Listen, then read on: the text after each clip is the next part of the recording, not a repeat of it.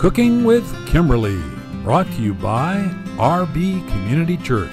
We love our church, we love our community, and the College of the Bible, an education ministry of RB Community Church.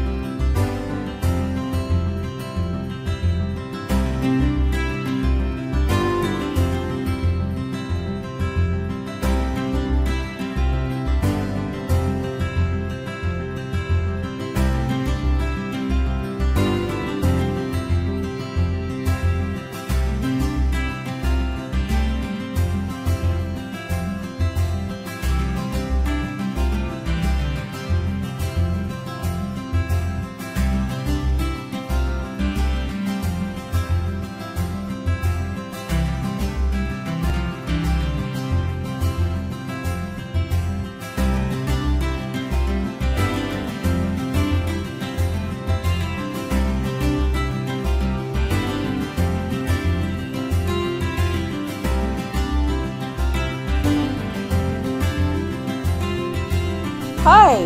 I love cooking, and my hope is you will too. Come join me in my kitchen, and let's have some fun cooking with me, Kimberly. Hi, welcome back. We had so many requests last time for meals for one, so today we're going to cook for one. Okay, so cooking for one. That's just as easy as taking a tenth of cooking for 10, right? Yeah, no. Not really. It depends on what you're making. So it's easy to take the meat and cut it into a smaller portion, the portion that you want. And if you're putting the spices inside the dish, okay. But if you're going to boil the meat with the spices, then how much do you take out? And how much is too much? How much is not enough? So when I cook half the amount of meat, I use the same amount of spices and the same amount of vegetables in the water. But for 1 pound, I don't really know. You're going to have to do some non-proportional adjustments to suit your taste. A half an egg. That bent my brain a little bit, but I did figure it out basically. An egg equals, a large egg equals about 1/4 cup. So you take an egg and you beat it, you take out 2 tablespoons, voila, you have a half an egg. I have no idea how you're going to do a half an egg yolk. So the other thing is that buying for one is difficult because yes, you can just take a half a cup of rice, but if you had to buy a 25-pound bag, you still have a lot of rice. The deli counter, that's your friend. The meat counter, also a very good resource for buying the amount of just exactly what you want. The bulk bins used to be a fantastic place to get your food, just the amount that you want. We don't know how that's going to work now, so you may just have to buy the whole bag of masa harina, and it's just going to be around for a couple of years, and you're going to make a lot of tortillas. So, how many memes on Facebook did you see about wanting to have Mexican food? I saw some really funny ones. This was one of my favorites. What is Mexican food? What is Mexican food to you? Mexican food is an entire cuisine and culture. It is so much more than the ingredients. In fact, Mexican food is listed as one of the intangible cultural heritage of humanity cuisines. There's 17 of them. And if you want to know more, you can look at the link. Okay, real quick, let's talk chilies. These are poblano chilies, and they are very, very mild, and this is what they normally make chili rellenos from. Then we have the Serrano chili, which should not be confused with the jalapeno chili. This is the jalapeno. It's a little bit bigger, and it's not as hot as this Serrano pepper. This Serrano chili is much hotter than this chili. You're not going to want to eat this stuffed with cheese. Then we have the the famous habanero, Then we have the famous habanero chili, which is very, very hot. Definitely wear gloves when you cut this chili, and oh, don't touch your face or mouth. Does that sound familiar? I couldn't resist. So then we have some other Mexican ingredients that are very, very popular in the cuisine. We have a tomatillo, which, if you open this up, looks just like a little green tomato. And it's actually called a husk tomato. But it is actually related to a gooseberry. So a gooseberry, they're all part of the nightshade family. So basically they're all eggplants, tomatoes, they're all related. Now we have two kinds of limes. We have the key lime and we have the Persian lime. And the Persian lime is normally this deep, deep green color and usually seedless. This little key lime, they're tiny and fragrant, a little bit floral. The rind is a little bit yellow, and they have seeds, lots and lots of little seeds, considering that the other one is seedless.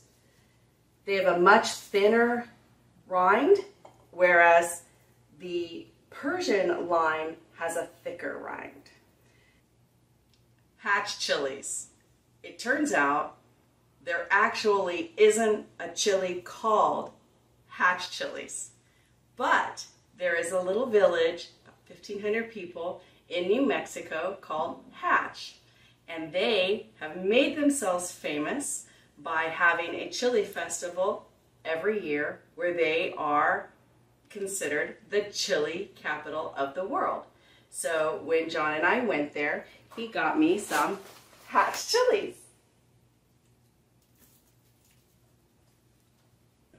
Onions, so much confusion.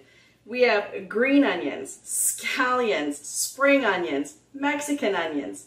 So let's look this Let's look at this a little bit. So these are scallions or green onions. So a scallion is designed to only grow this much and it's not going to bulb. A green onion is an immature onion that they picked before it could bulb. But they taste the same. I can't taste the difference. They're very mild and they have, this part has like a green taste. It's so good. These are Mexican onions or spring onions, and you can see that basically these are just immature onions that were going to be big onions, and now they're not. These are really good for grilling. So, and then of course you have the yellow onion, which is a little bit sweeter than the white onion, and the red onion is going to be the sweetest of all of those until you get into specific sweet varieties like the Vidalia and the Maui Maui onion. So I think that's Walla Walla and Maui onion, sorry. Okay, so today we're going to look at making salsa, corn tortillas, rice, beans, carnitas, and flan for 1 or 2, depending on how much you eat. So let's make some salsa. To start out with, you need really good ripe tomatoes. But the basic ingredients are just tomatoes, some sort of acid, chilies, onions, and cilantro. So when you start with your tomatoes, these are Roma tomatoes. If you're buying store-bought tomatoes, a Roma tomato is going to be your best bet. These are also called paste tomatoes, so you have the fewest amount of seeds and juice. So when you, if you can get them at a farmer's market, you want something called a salsa tomato or a big mama or a little mama. Those are really red. Sometimes you can get the good vine ripened tomatoes. That's a hit and miss. Sometimes they're just prettier than they are flavorful.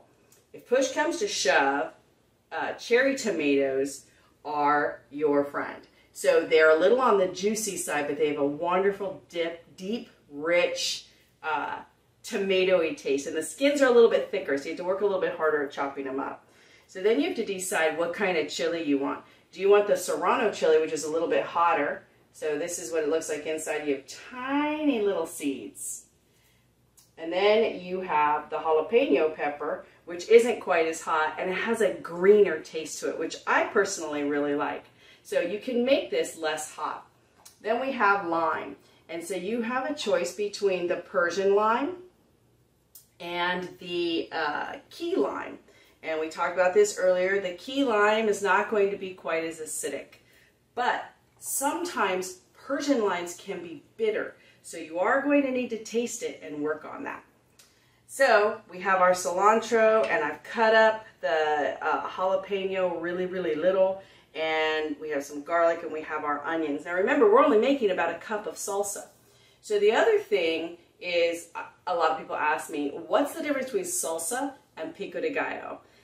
They are used interchangeably. Salsa literally means sauce. So a salsa can be made in a little machine, the fish just fell apart, and it can be raw tomatoes or cooked tomatoes. A pico de gallo is always going to be fresh. Think of pico de gallo as kind of like the show-off salsa.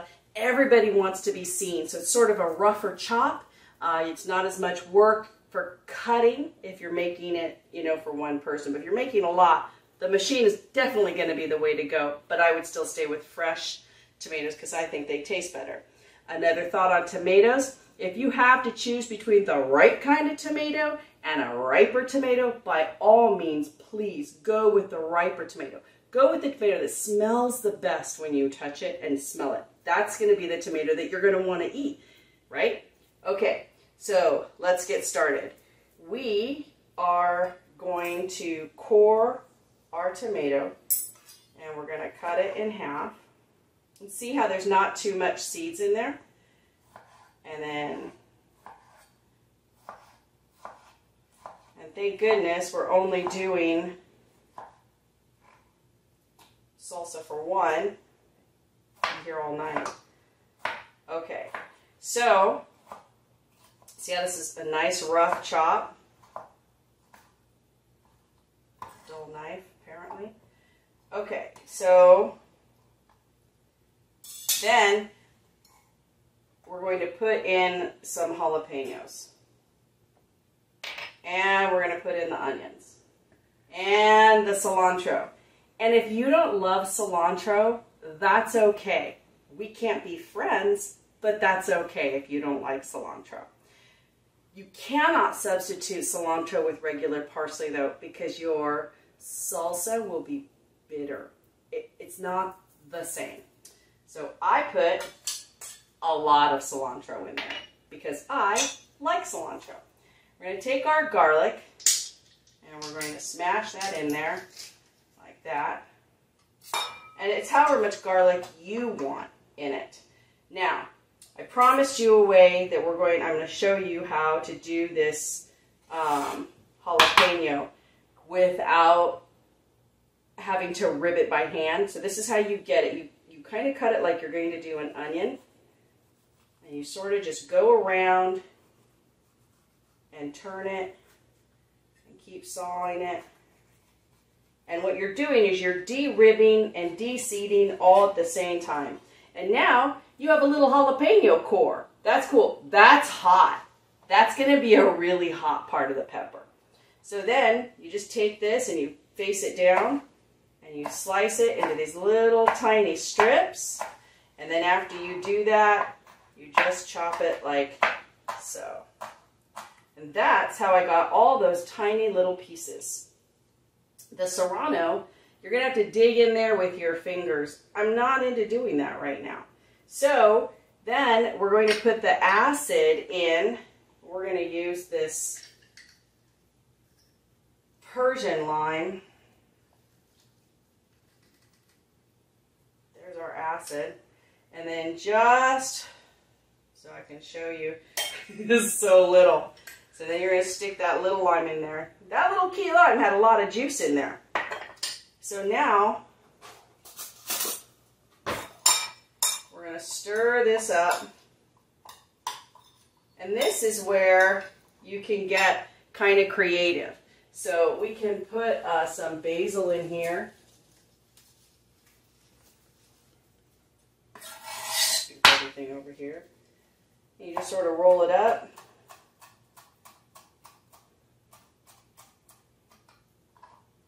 Put that in there. We're just going to mix this up. And then you're going to add salt and pepper to taste, how you like it. I have a little bit of Mexican oregano.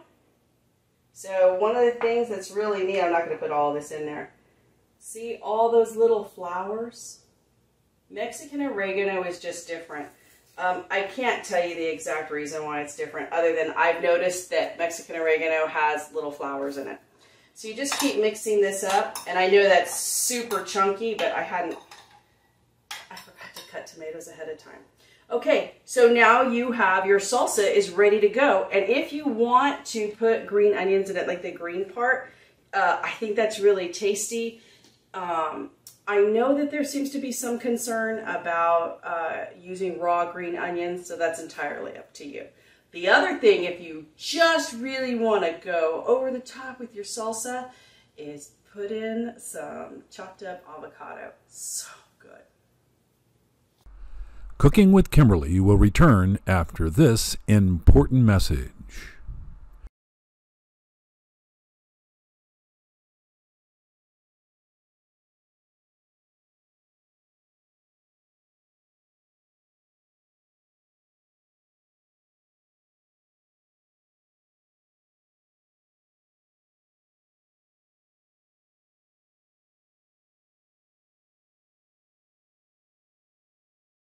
Now, back to Cooking with Kimberley.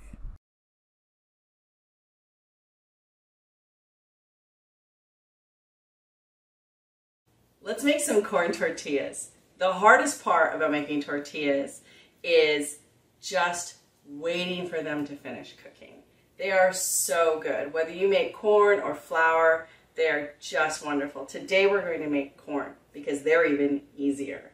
So, for corn tortillas, you need a bag of masa harina, and this is a bigger bag. There is a little bit smaller bag than this, but masa harina is the masa, which is the dough, which has already been made, which is a lot of work. It's a lot of work. Like, I don't even want to learn how to make it. It's so much work. And then they make the dough, and then they dehydrate the dough, and then they grind the dough back into little tiny pieces.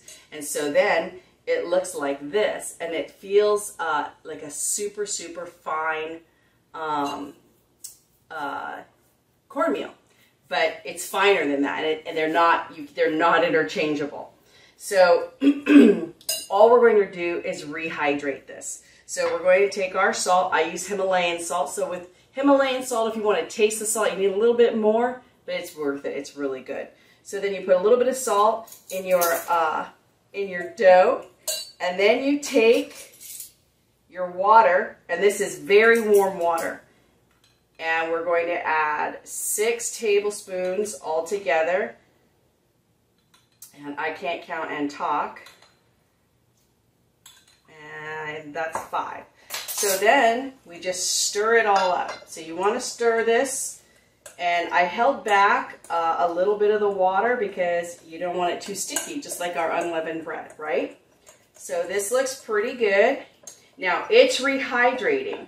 So you're going to want to give it a little bit of time to rehydrate, which is why the water is warm. And I'm going to add a little bit more water. And I think that's pretty good.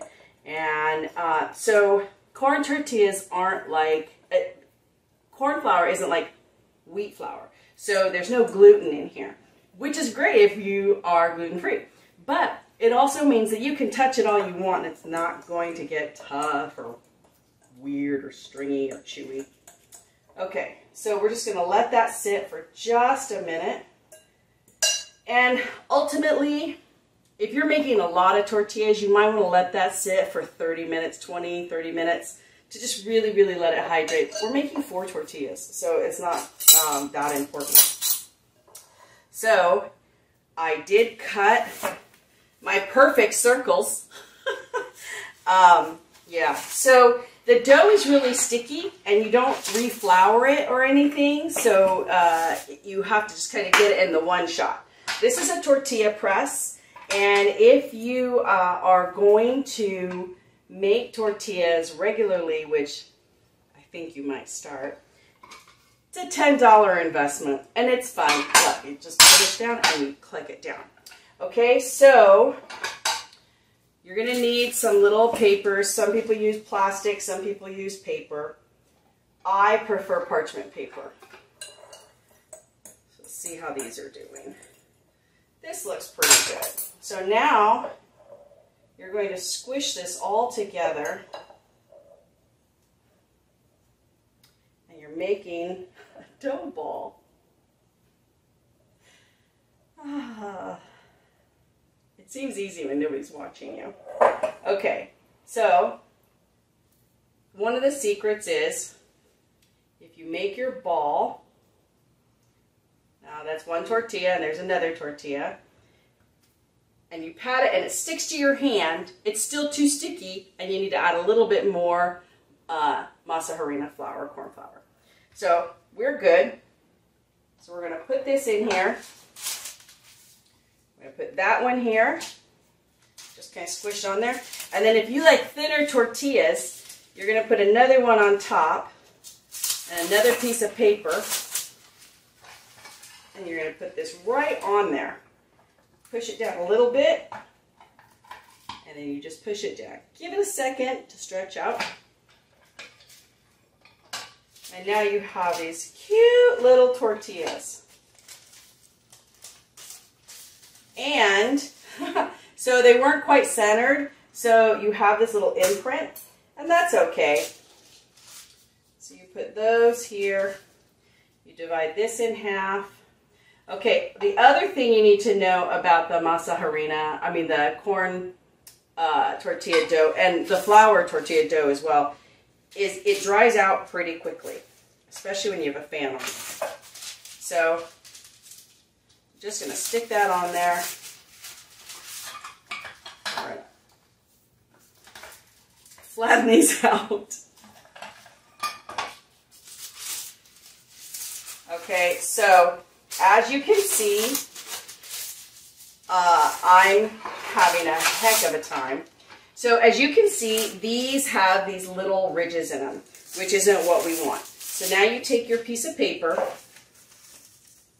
you put it back on there, and you can just roll this flat, however you want to do it. So now your tortilla is all the same thickness, but it's, my tortilla isn't very round. So that's how you would do this, and you're always going to have two pieces of paper or plastic or something, because otherwise, now see, that guy broke. So we're not going to cook him. So you're always going to need to have two pieces of paper or two pieces of plastic or something that keeps them from sticking together, because it is really sticky. And remember I was telling you about this drying out? This is drying out. So it is so dry that I can actually get away with rolling it without the plastic. So then, do you remember our trusty pizza pan from Unleavened Bread? Well, we're going to go back and use that again. So we're going to turn this on to medium high. Then what you want to do is, it's called the 10-second style, and you want to flip it in the first 10 seconds that it's on there. So then you just let these cook for about a minute per side, and they're going to get little brown spots, but you don't want any black spots. Okay, so now we have tortillas and salsa.